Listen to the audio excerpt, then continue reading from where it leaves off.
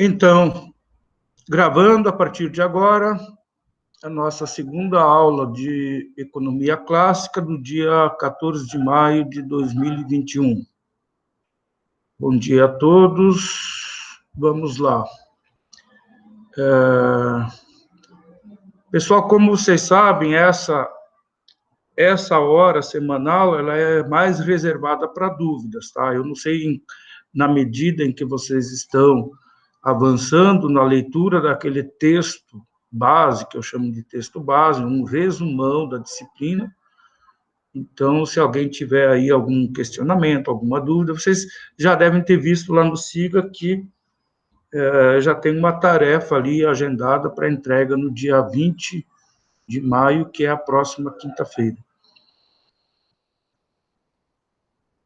Fica aberto aí o espaço, se alguém quiser comentar alguma coisa, alguma dúvida. Se não tiver, eu vou avançar na tentativa de passar um resumo do conteúdo nosso que está naquele material, no slide lá que eu disponibilizei no SIGA. Por favor, gente, fiquem à vontade.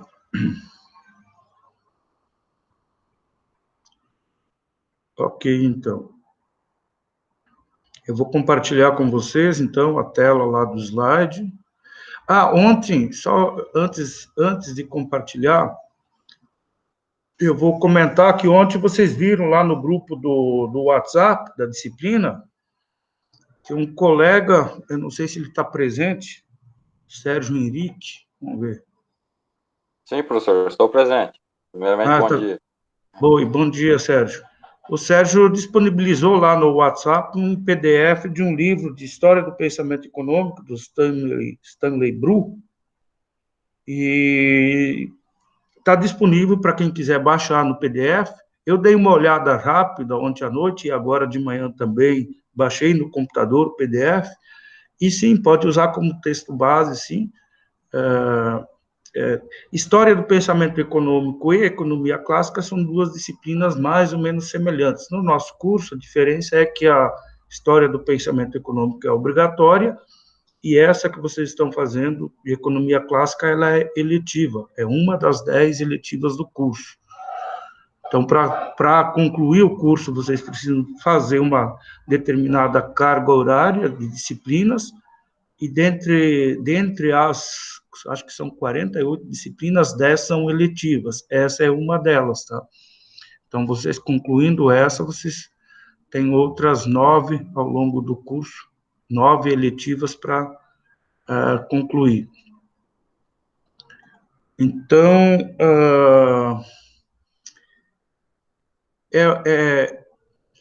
esse livro eu não conhecia, confesso, e dei uma rápida olhada nele, até nem deu tempo de aprofundar muito, mas principalmente lá no conteúdo do livro, eu achei ele bem interessante também, se bem que eu, particularmente, para fazer aqueles slides das disciplinas, eu utilizei esse livro aqui. Vamos ver se eu consigo mostrar aqui.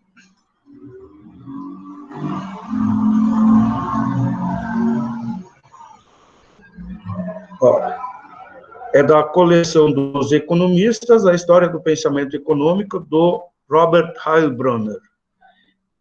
Eu acho que a gente está usando ele também na matéria de história do pensamento econômico. Oi? Eu acho que a gente está usando ele também na matéria de história do pensamento econômico. Isso.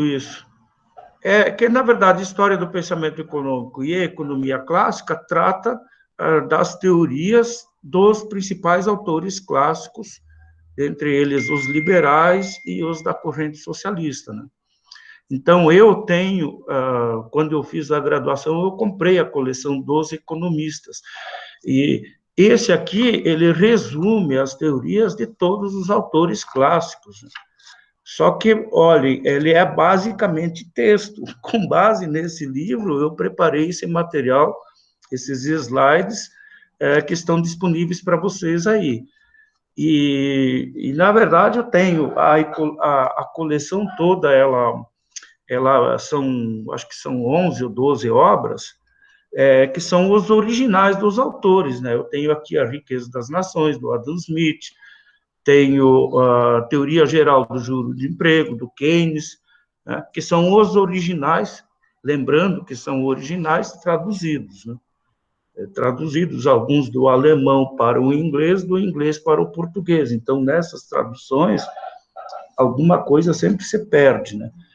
E esses demais, inclusive a História do Pensamento Econômico, que o colega disponibilizou ontem no grupo, eles são apresentações do conteúdo, principalmente das obras originais dos autores, mas com, digamos assim, que são mais leves de ler e de interpretar, eles têm mais comentários sobre as teorias. Por exemplo, A Mão Invisível do Keynes, nessas novas obras mais recentes, entre elas essa do Stanley, elas apresentam mais comentários, mais contemporizações, mais detalhes, tá? Então, são obras até mais leves de ler, né? Porque passo também a interpretação desses autores, dessas obras, sobre as teorias dos autores clássicos. Professor, o Carmona tá pedindo para o senhor aceitar aí na aula. Pois é, eu estou, na medida em que o pessoal vai pedindo, eu vou permitindo aqui, mas essa solicitação, ela vem tão rápido que, às vezes, eu vou clicar para permitir, e aí ela já desapareceu. Será que ele... Fazer uma pergunta, A Mão Invisível é do Kenner? Não, do Smith. Do Smith. Ah, sim. Aliás, vocês devem ter visto para quem já avançou na leitura do slide, a gente vai até a política monetária do modelo clássico, né? Então, eu avanço no Keynes, que não é um clássico, o Keynes, a obra dele é de 1936, eu avanço no Keynes para comparar a política monetária do modelo clássico com a keynesiana, né, naquela obra da Teoria Geral do Juro do Emprego, do Juro, da Moeda do Emprego, do Keynes. Só para comparar, ela não faz parte da nossa ementa, mas eu acho que enriquece o conteúdo a gente comparar as duas visões de políticas monetárias, do modelo clássico e do modelo keynesiano. O modelo keynesiano, na verdade, ele é muito limitado, porque ele não considera uma economia aberta, só considera uma economia fechada, mas é um modelo interessante porque foi ele praticamente que iniciou essa análise e ele acrescentou lá mais um motivo. Acho que tem gente me mandando mensagem. Gente, quando aparece aqui para aceitar, eu estou aceitando. Camila, Carmona. E eu acho que o pessoal não está... Gente, tentem sempre acessar com o e-mail institucional, que daí vocês entram automático. O Carmona não entrou, Camila não entrou.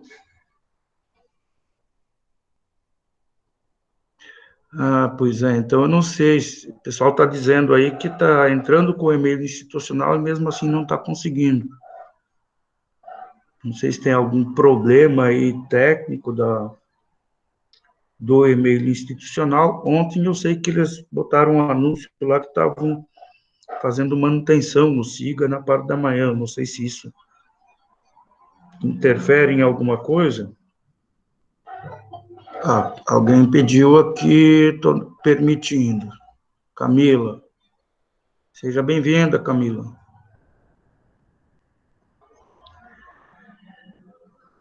Eu vou mandar uma mensagem no grupo aqui.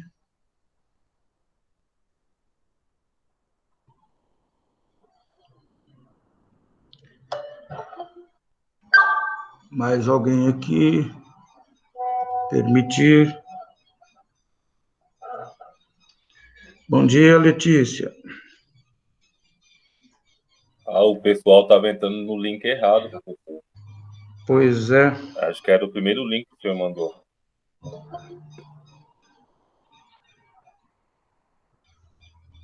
Pois é, mas será que não é o link que eu enviei ontem? Não, então, mas acho que ele estava entrando no link anterior àquele que tu enviou ontem. Agora tá dando certo. Mas o link que eu mandei ontem é o mesmo dessa sala. Final QRS. HGEK QRS. Tá certo.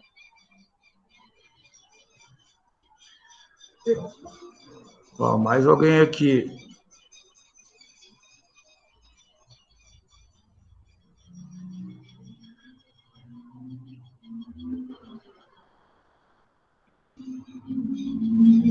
Ó, o pessoal está entrando de fora do domínio da universidade, daí precisa da permissão. Vamos dar mais um tempinho, que o pessoal está tentando entrar.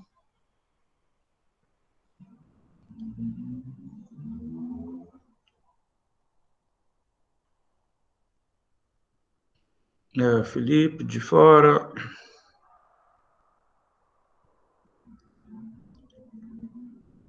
A Letícia, por acaso, estava com 2 links. Estava aparecendo 2 vezes, agora ela saiu de um.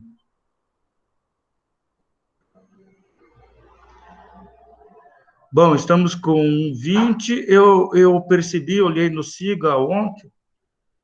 Na semana passada nós tínhamos 30 matriculados, agora já tem 38. Eu acho que a universidade continua com fases aí de chamadas. Então, temos mais 8 colegas que estão participando pela primeira vez. Para quem está participando só aqui, eu relembro para olhar lá nas notícias do SIGA, tem um link para se inscrever no grupo do WhatsApp da disciplina, tá? Isso, apesar de o WhatsApp não ser um meio institucional de comunicação, agiliza muito a nossa comunicação, tá? Eventualmente notícias. No caso de ontem, do colega Sérgio, que disponibilizou lá o PDF desse livro, são coisas interessantes que podem ajudar a gente no avanço do conteúdo da disciplina. Tá certo?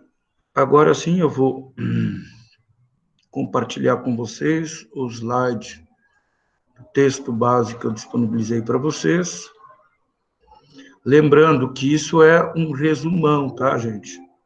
Não esgota o assunto e outras obras, tanto de economia clássica quanto de história do pensamento econômico, que vocês tiverem acesso, sim, vocês podem utilizar. Aliás, eu recomendo que vocês recorram a outras fontes, inclusive através da internet, né? Através dos buscadores da internet. Tá ok? No início tem lá o conteúdo, que eu já passei naquele vídeo de apresentação, conteúdo programado para a disciplina. Eu gostaria de começar por aqui, por essa linha do tempo. E lembrando, isso é tudo com base nesse resumo, né, que eu fiz essa linha do tempo com base nessa obra da História do Pensamento do Heilbronner. E não tem essa linha aqui, não tem imagens, não tem figuras, não tem nada. Eu que criei com base no texto. Eu vi ontem que o História do Pensamento Econômico do Stanley tem uma linha do tempo bem mais completa. Aliás, está disponível lá para baixar no WhatsApp, fiquem à vontade. Eu acho que ele dá com muito mais detalhes essa linha do tempo. Mas como isso aqui é um resumão bem simplificado do conteúdo, eu queria começar por ela, tá? Tem uma linha do tempo aí que vai do mais ou menos, notem, esses períodos, eles são mais ou menos, tá? Eles não são exatos. Aí teria que consultar aí as fontes. Eu coloquei lá mais ou menos no ano 800 a.C., nós tínhamos lá os gregos, né?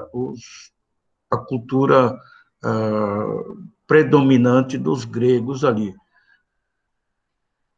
Então, tem aí, eu coloquei vários autores, Xenofonte, Aristóteles, e toda a contribuição deles para a evolução da humanidade, do conhecimento, a difusão do conhecimento, as obras desses principais autores clássicos do período grego. E as diferentes contribuições deles, né? Como curiosidade, o próprio termo economia está aí. Economia vem de dois termos gregos, oikos, nomos, ou administração do lar, ou, mais tarde, adaptado para administração da coisa pública. Então, o próprio termo economia é um legado dos gregos, e os gregos têm outras contribuições para com a nossa civilização. Dentre eles, um dos principais legados está lá no final, a própria democracia, que surgiu, nasceu na antiga Grécia, as nossas Olimpíadas hoje, que infelizmente a do ano passado foi transferida para esse ano, espera-se que ela aconteça, está previsto, acho que agora para metade do ano, né? Obras envolvendo o drama, comédia, estudos da astronomia, da matemática, quem não se lembra do Teorema de Pitágoras, né? Então, todas essas contribuições para o conhecimento são legados do período grego, dos autores clássicos gregos, da mitologia grega, né? Os deuses gregos, tem lá a mitologia, para quem tiver curiosidade, para ler sobre o assunto. Mas eu coloquei o período da Grécia nessa linha do tempo, que vai até o ano, mais ou menos do ano 800, antes da nossa era moderna, ou antes de Cristo, só para destacar aqui contribuições dos gregos, ou legados gregos, em termos de aspectos econômicos, praticamente zero.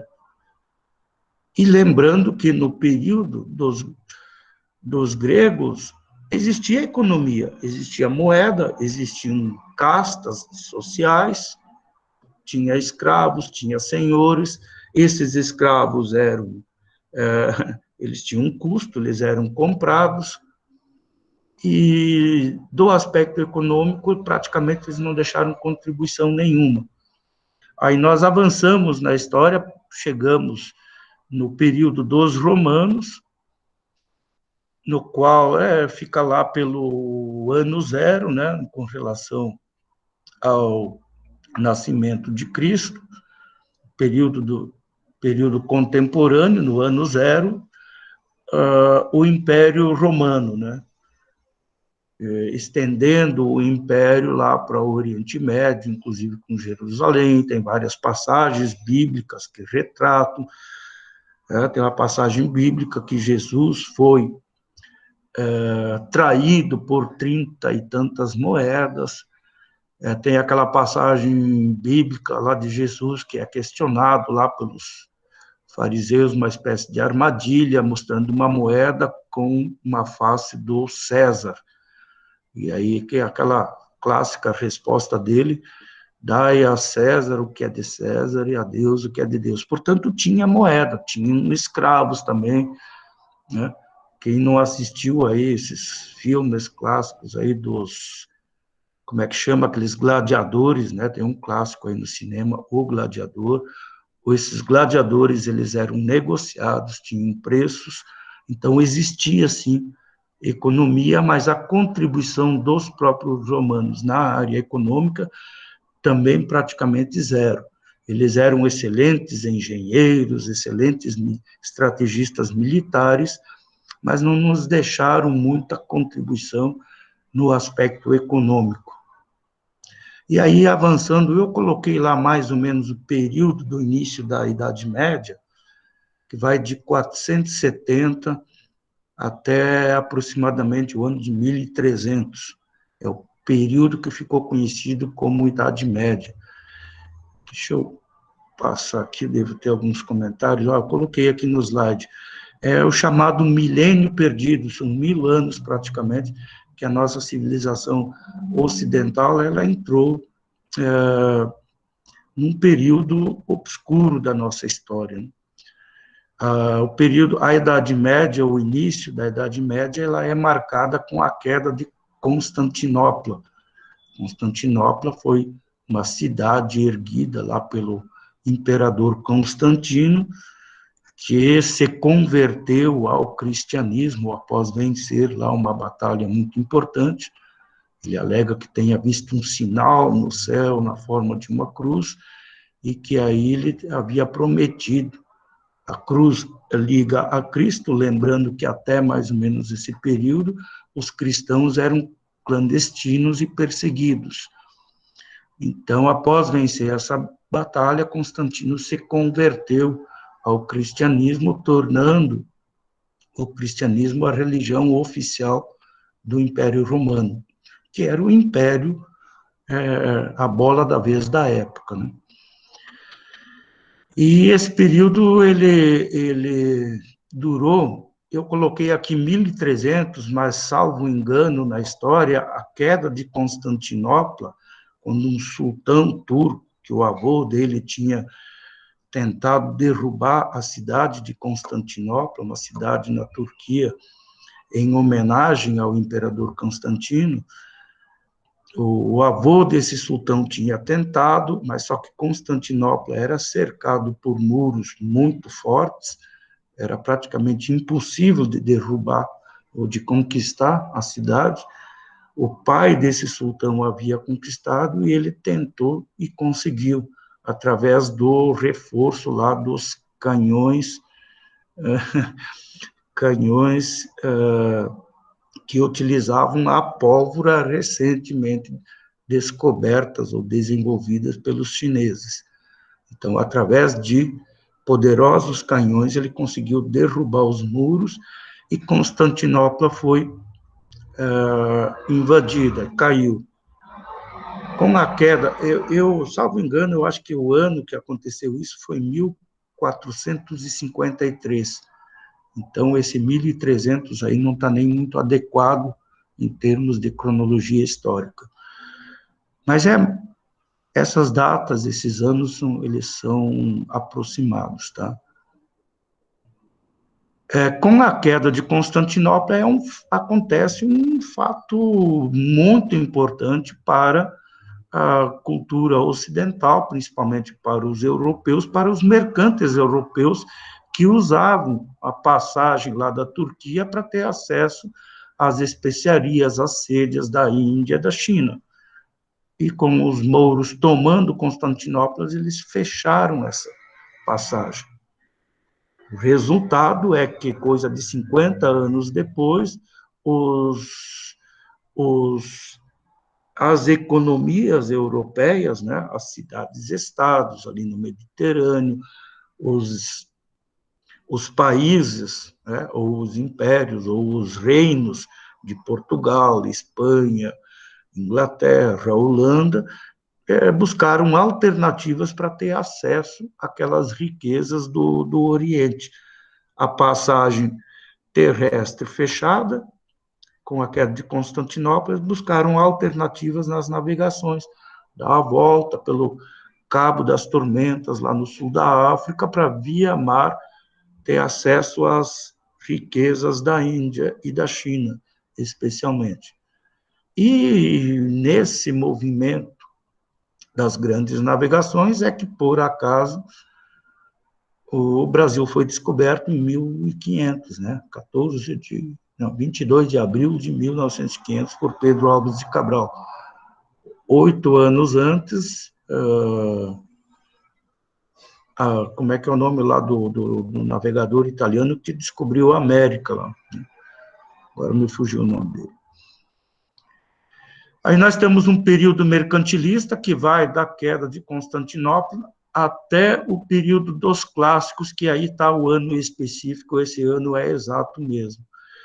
É o ano da publicação da obra do Adam Smith, que é considerado o pai da economia, com a publicação da Riqueza das Nações. Faz parte, eu tenho o original da coleção dos economistas, Deixa eu pegar aqui, ó, A Riqueza das Nações, em que ele publica essa obra que trata exclusivamente de assuntos econômicos. Não que os outros, os romanos, os gregos, não tinham feito referências às questões econômicas, tinham sim, inclusive como administrar uma propriedade, né? Tanto os gregos quanto os romanos. Os romanos, eles eram muito fortes militarmente, os soldados dos seus exércitos, eles recebiam o soldo, ou seja, pagamentos, né? Eles recebiam salários, inclusive o termo salário vem de sal, sim, sal era uma especiaria, né? Poucas pessoas tinham acesso ao sal, e alguns pagamentos de soldos desses soldados romanos eram feitos na forma de pacotinhos de sal, que, em voltando para as vilas originais deles, eles podiam trocar aqueles punhadinhos de sal por alimentos ou por outras mercadorias.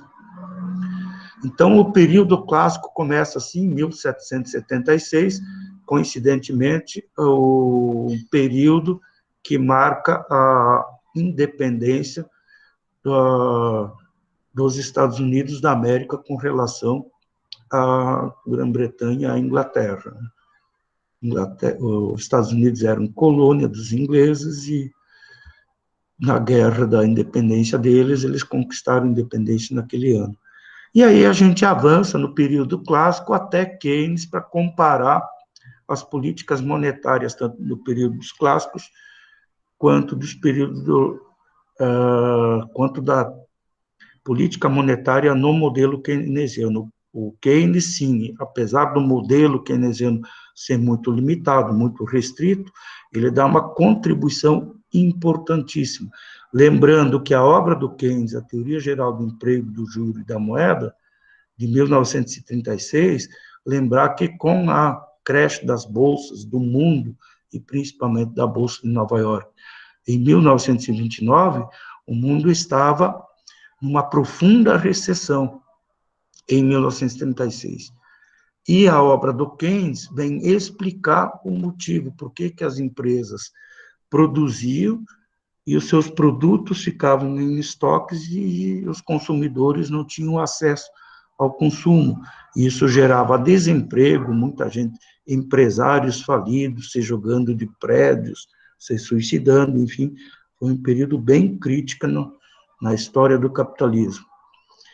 O período da Idade Média, basta lembrar que foi o período das grandes inquisições da Igreja. Muitos cientistas, nós temos lá Copérnico, muitos que eram ameaçados de irem para a fogueira, né? Ou de sofrer, passavam pelo processo da Inquisição, tinham que negar seus conhecimentos, porque tudo era justificado pela vontade de Deus. Então, a ciência era considerada como uma espécie de magia, bruxaria, enfim. Então, foi um período muito escuro que, sim, a nossa civilização ocidental ela regrediu.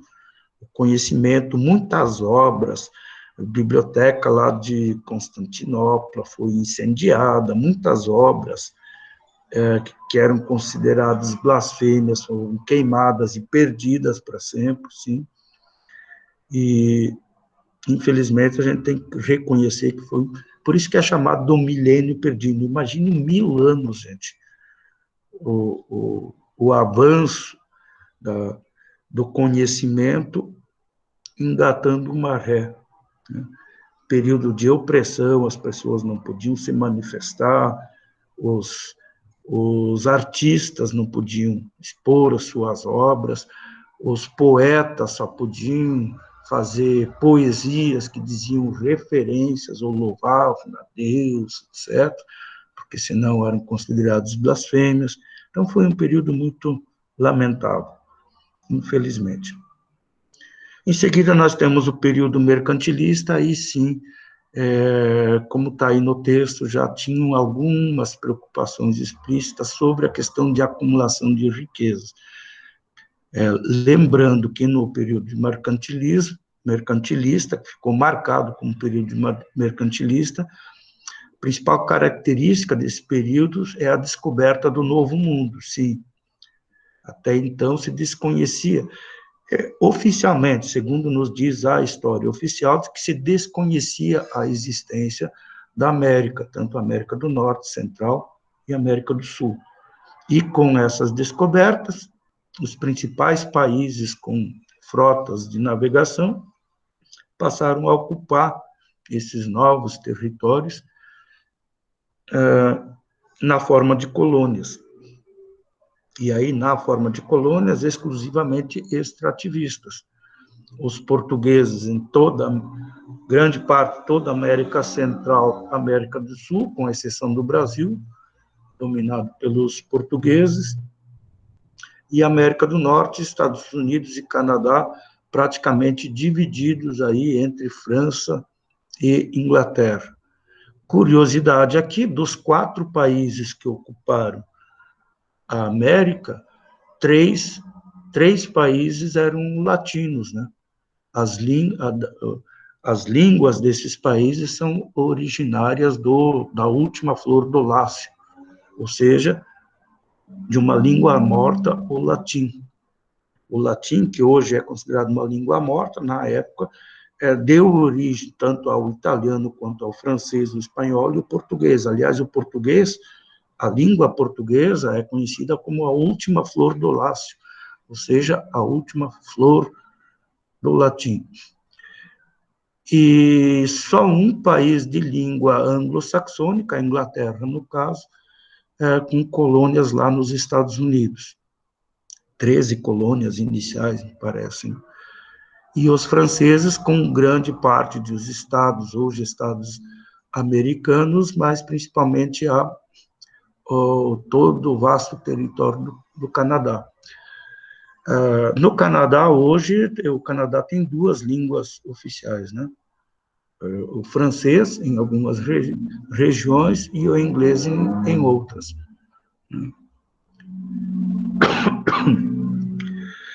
Bom,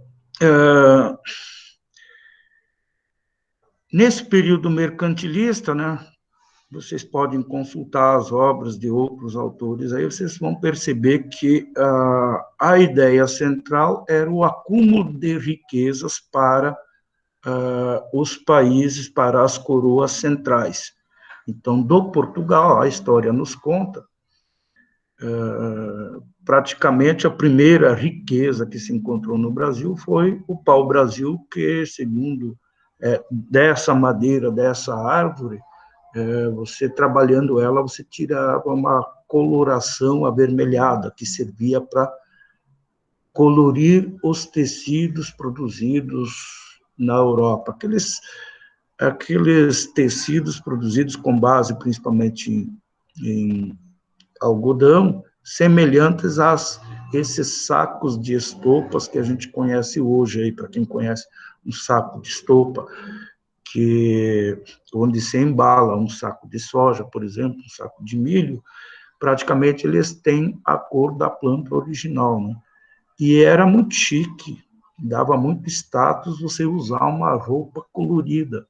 Então, essas preciosidades, esses pigmentos para colorir tecidos, buscava-se lá nas Índias e na China na época.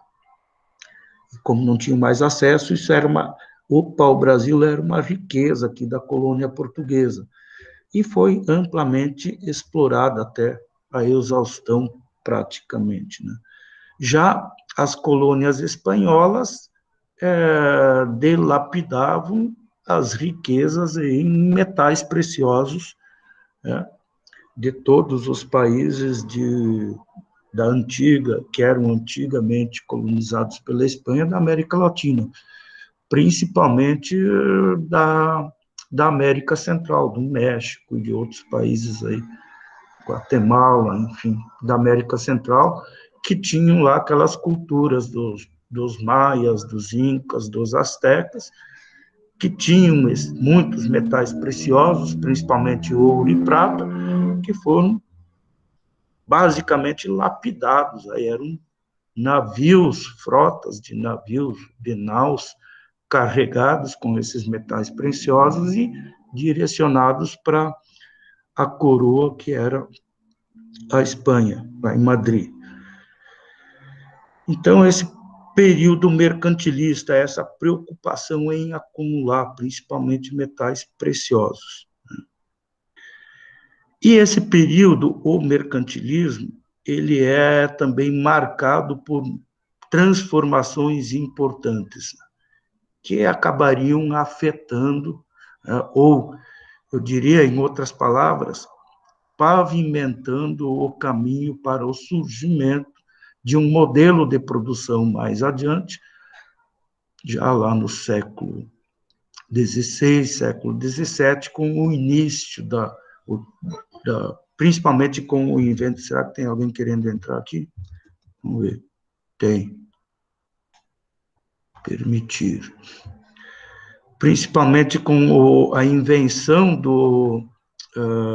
da máquina a vapor, muitas indústrias, principalmente têxteis, passaram a germinar, principalmente na Inglaterra. Né? Então, o nascimento do chamado capitalismo emergente. Modelo capitalista de produção que predomina, inclusive, até hoje. Então, essas principais transformações nesse período mercantilista, cabe a gente dar uma passada aqui para comentar rapidamente. Né? Primeira delas, eu diria que, para quem já viu a tarefa 01, que já está disponível no SIGA lá, vocês já devem ter percebido que a primeira questão é para você comentar das transformações do período mercantilista, qual que você considera a mais importante. Eu diria até que a melhor resposta seria, já dando um Spotfire aqui para quem vai fazer atividade, eu diria que todas foram igualmente importantes. Né? Mas para vocês escolherem qualquer uma delas e comentar com o que vocês entenderam, ou com o que vocês interpretaram. Lembrando, gente, que isso aqui é um resumo muito restrito, tá? Ele não... Essa primeira transformação que eu considero ali, transformação intelectual. Essas 4 linhas aí não esgotam o assunto, gente, por favor. Eu tentei ser o mais sucinto possível, de modo a não ter que remetê-los na leitura dos clássicos, nos originais, né? E dei um caminho aqui. Agora entrem ali nos buscadores da internet com esses termos aí. Entrem lá, por exemplo, no Google, Leonardo da Vinci, Michelangelo, Rafael, Tiziano, os grandes artistas do período, conhecido como período renascentista, né? Mas nessa transformação intelectual, eu destaco ali o ressurgimento desses métodos de observação, de experiência, difusão de novas ideias por meio da imprensa, lembrando lá que em 1450, Gutenberg imprimiu o primeiro livro, ou seja, a Bíblia, lembrando aqui que a Bíblia era em latim, até então, e a Bíblia era restrita ao clero, né? Acho que nem reis, nem nobres tinham acesso às Bíblias, era só a igreja que podia ler a Bíblia, e ainda era em latim.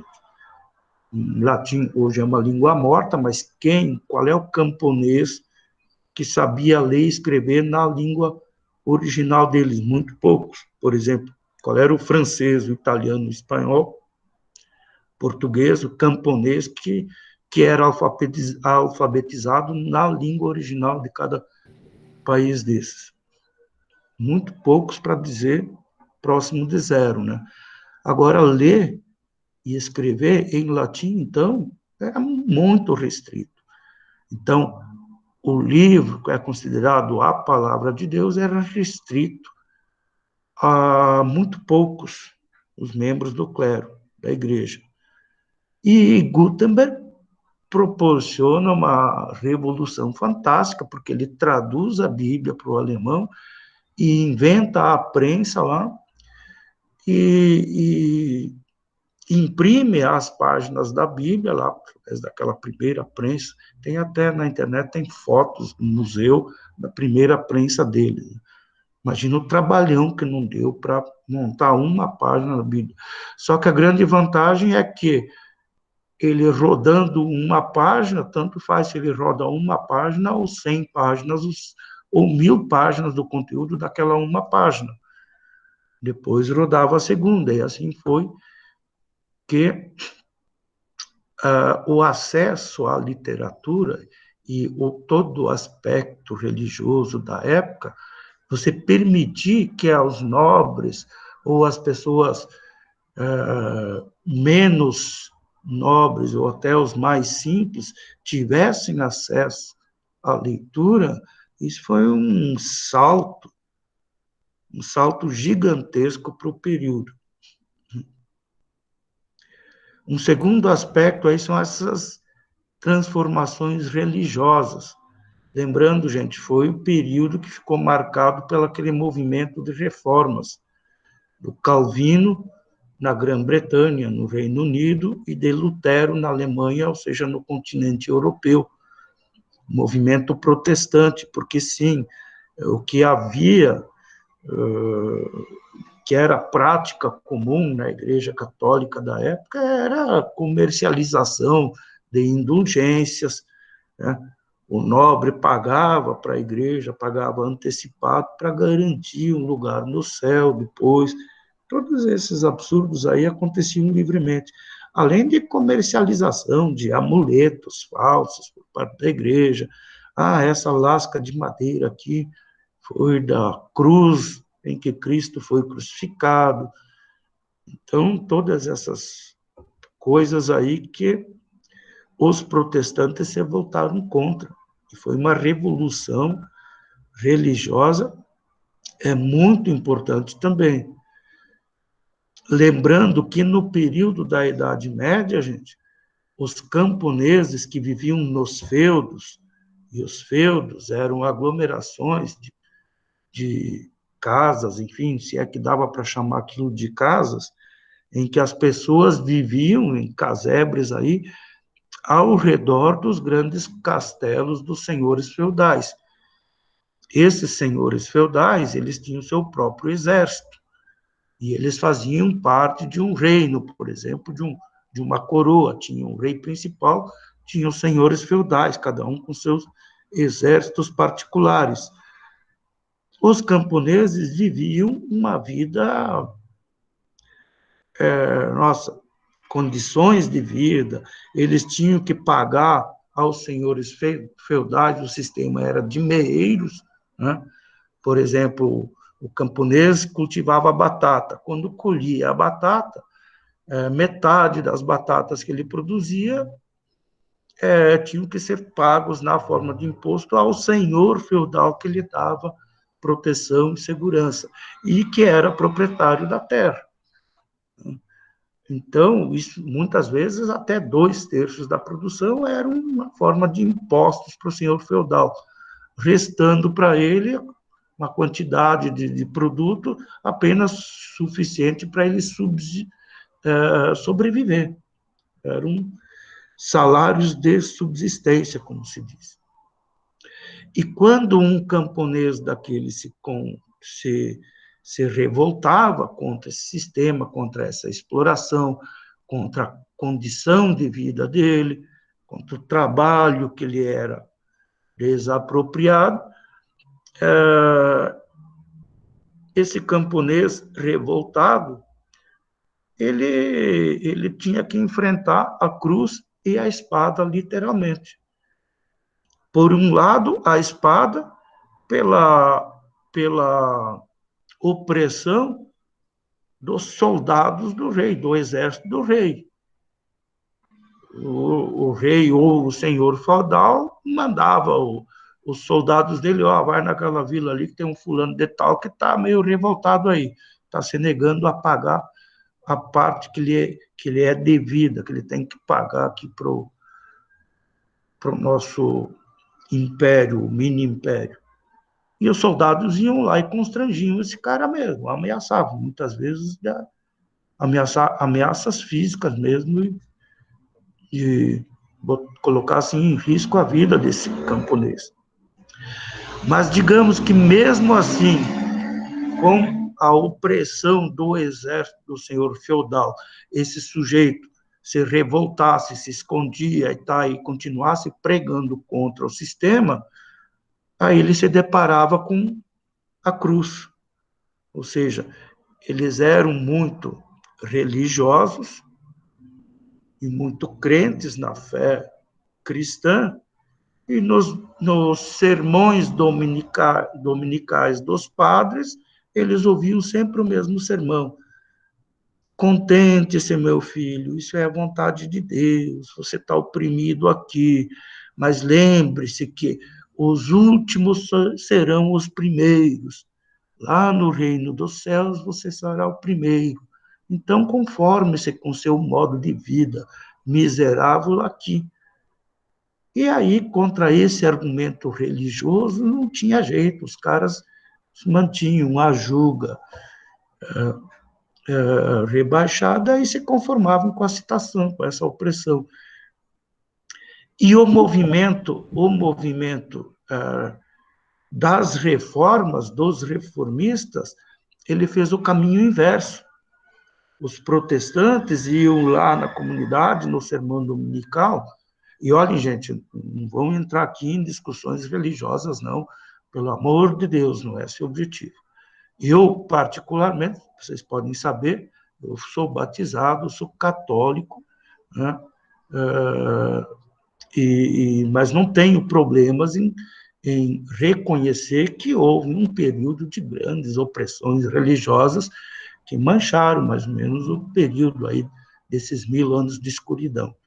Então, o movimento protestante, ele vai naquele feudo pregar para os camponeses exatamente o inverso.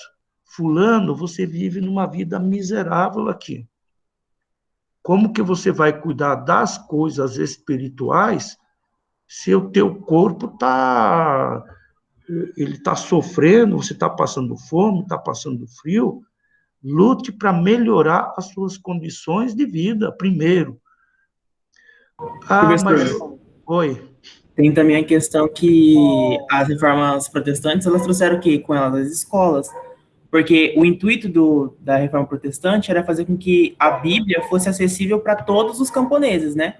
Então, assim, as crianças passaram aí para a escola, não só as crianças, mas quem quisesse ir estudar para aprender a ler, e a Bíblia foi traduzida para o alemão exatamente por isso, para as pessoas terem acesso à leitura e ver o que realmente estava escrito lá, por causa que a religião, ela bitolava as pessoas, tipo, tá escrito isso aqui na Bíblia, mas às vezes nem estava escrito aqui ali, porque na verdade tem muita coisa que não estava escrita e eles falavam que estava. Aí fazia mesmo a opressão das pessoas usando a religião. As pessoas ficavam, tipo, com medo de reagir, e aí era o que acontecia. Sim, você tem razão, tem tudo isso ainda. Eu até pretendo complementar um pouquinho, avançar um pouquinho mais daqui a pouco. Deixa eu só terminar esse raciocínio.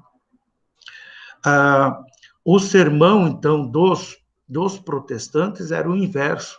Aí o sujeito, digamos, a profissão dele ou a habilidade dele era produzir aqueles balaios, aquelas cestas, com base no vime, né, que é uma planta lá. Então, ele tinha a habilidade de tecelão para produzir aqueles cestos. E ele produzia para suprir a necessidade dele ou da família dele, e o excedente, uma e outra unidade, ele trocava por comida, por um carneiro, por um porco, enfim, trocava com os outros camponeses.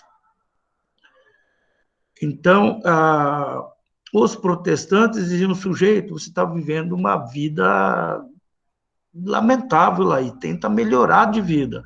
Por que você tem essa habilidade de produzir cestos? Muita gente precisa de cestos de balaios, enfim, e não tem essa habilidade, porque você não se dedica a isso, produz bastante, bota uma barraquinha ali no feudo, na vila, e vende para os demais que não têm esses e precisam desse instrumento. Ah, mas eu não tenho condições, porque aí eu precisaria de dinheiro para comprar um barraco lá na vila, enfim. Ah, você não tem dinheiro? Peça emprestado. Notem, estimulavam os camponeses a tomar dinheiro emprestado e, sim, pagar juros. Qual é o problema de pagar juros? Se com aquele capital tomado emprestado gerava um desenvolvimento tanto para ele quanto para os demais, né?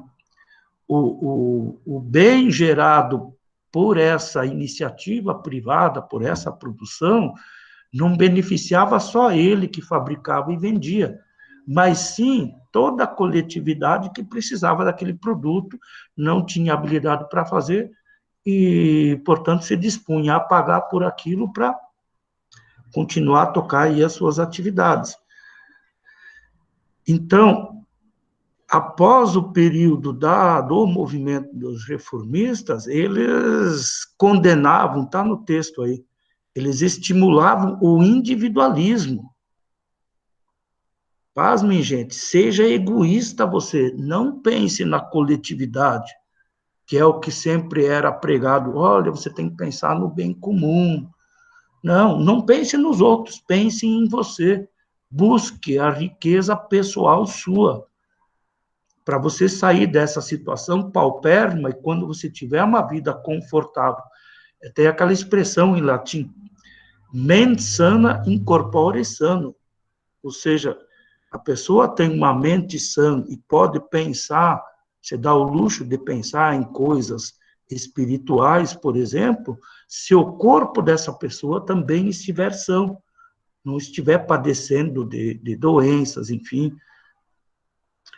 Então, justificavam os empréstimos a juros, lembrando que até há alguns anos, no tempo dos meus avós, ainda dos meus pais, segundo a igreja, empréstimos a juros era considerado usura, um pecado. Um pai podia emprestar o dinheiro para o filho, mas não podia cobrar juros, que era considerado um pecado, até pouco tempo atrás, né? O movimento protestante também incentivava a busca do lucro dessas pessoas, o sucesso nos negócios. Olha, se você é um fabricante de balaios, seja bem-sucedido no que você sabe fazer e tenha prosperidade. Em você crescendo, toda a coletividade vai ganhar. Eventualmente, você vai precisar de um ajudante e vai contratar alguém, um filho de um camponês, e vai pagar um salário. Esse cara vai ter uma fonte de renda. Note, eu quero chamar a atenção aqui, porque mais para frente nós vamos entrar nos autores clássicos, começando por Adam Smith. Notem, eu diria que o germe do sistema capitalismo, ele foi espalhado por essas transformações religiosas que aconteceram lá atrás, 200, 300 anos antes, no período que é conhecido como período mercantilista. O capitalismo, ele surge lá com a Revolução Industrial, principalmente com a invenção das máquinas a vapor a partir de final de 1600, início de 1700, e o germe disso já foi lançado lá atrás com o período de reformas religiosas, principalmente por Calvino e Lutero. Mas aí, o colega comentou antes, esse incentivo às pessoas a irem buscar cultura, conhecimento, aprender a ler, isso aí foi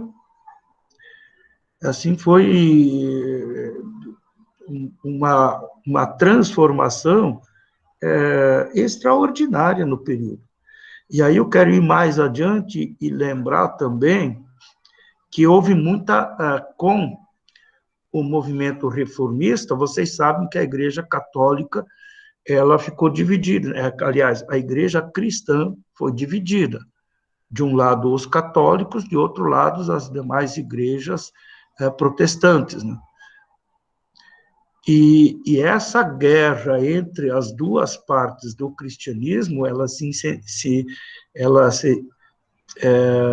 aumentou muito naquele período, principalmente na Europa. Guerras, e nós temos aí as próprias Irlandas do Norte, a Irlanda e a Irlanda do Norte, caracterizadas uma como católica, outra como protestante, viviam em guerras aí até bem pouco tempo atrás, agora eles estão em tréguas. Então, essa intensificação das brigas e guerras por motivos religiosos na Europa fez com que muitos protestantes fugissem da Europa e viessem para o Novo Mundo, principalmente para a América do Norte, nos Estados Unidos. Muitos, principalmente os pais fundadores dos Estados Unidos, são pessoas que fugiram da Europa por opressão ao seu culto religioso, eram perseguidos. E tanto assim que eles, na Constituição original da fundação dos Estados Unidos após a independência, está lá a liberdade de expressão religiosa. Que também, aliás, o Brasil também é um Estado laico, também se permite aí a liberdade religiosa, seja de qualquer culto que seja. Mas essa migração desses reformistas fugindo da Europa e indo lá fundar um novo país, tornar independente, criar uma Constituição, enfim, talvez explique hoje por que os Estados Unidos são a potência que são hoje, né? Comentários, gente? Deixa eu voltar aqui para... Me digam aí se eu estou passando muito rapidamente ou muito... Se vocês estão entendendo, fiquem... É que eu estou lá na tela, se alguém erguer a mão, eu estou na outra tela, aí eu não enxergo, tá? Então pode abrir o microfone e ficar à vontade. Ok. Tá tranquilo, professor. Tá dando entender. Ai, meu Deus, gente, agora eu mudei aqui, já é 8h59. Puxa vida, o tempo passa rápido demais. Bom, gente, eu vou ter que parar por aqui, então, até porque daqui a pouco eu tenho outra aula, estou com 3 disciplinas agora. Daqui a pouco, até eu processar isso aqui, colocar lá no YouTube, baixar no Siga, isso aí demora quase 1 hora. Mas mais tardar... Oi. Uma dúvida. Aquela atividade que o senhor mandou para a gente, ela tem que ser manuscrita ou pode ser digitada? Vocês viram que eu passei em Word, tá? Uhum. Então, vocês têm a opção de baixar no seu computador e aí redigir ela lá, salvar e me mandar, ou em Word ou em PDF, mandar por e-mail.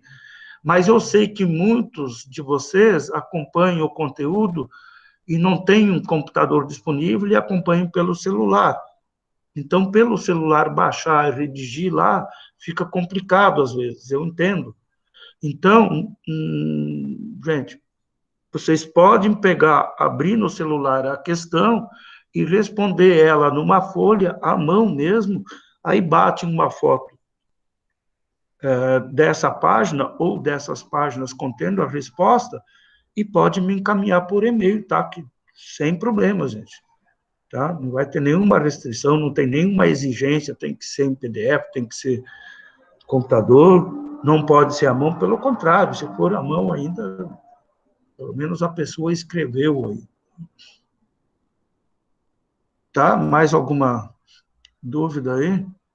Eu sugiro que vocês vão avançando no texto, mais ou menos naquela cronologia, avancem agora nas outras transformações econômicas, políticas, geográficas do período mercantilista e adentrem na leitura dos clássicos, começando lá pelo Smith. E, por favor, anotem dúvidas, isso aqui não ficou muito claro, porque como está muito sucinto isso aí, pode ser que alguma passagem desse conteúdo, vocês lendo, não vão conseguir entender. Se eu passar 30 vezes o olho num slide daquele, eu vou entender. Mas, eventualmente, eu simplifiquei muito, botei símbolos ou abreviações, e vocês, que não têm o conteúdo contextualizado, talvez ainda, não entendam alguma passagem, algum slide ali. Então, por favor, anote, me encaminhe ou por e-mail ou pelo WhatsApp, e a gente tira essas dúvidas, e, se necessário for, eu encaminho ou textos ou outros slides para esclarecer essa dúvida, ou, eventualmente, gravo um videozinho curto de 5, 10 minutos, esclarecendo a questão levantada. Tá bom, gente? Nos vemos Tá bem, professor. Nos vemos na próxima quinta-feira. Agradeço aí a participação de vocês. E fica aquela dica, de vez em quando deem uma olhada no Siga, porque eu posso colocar material novo, ou tarefas, ou vídeos, ou alguns conteúdo complementar para a gente conseguir contemplar o conteúdo dessa disciplina. Eu vou parar a apresentação, então, aliás, a gravação, e aí vocês fiquem à vontade para ir saindo da sala, que aí eu fecho a sala. Fiquem bem.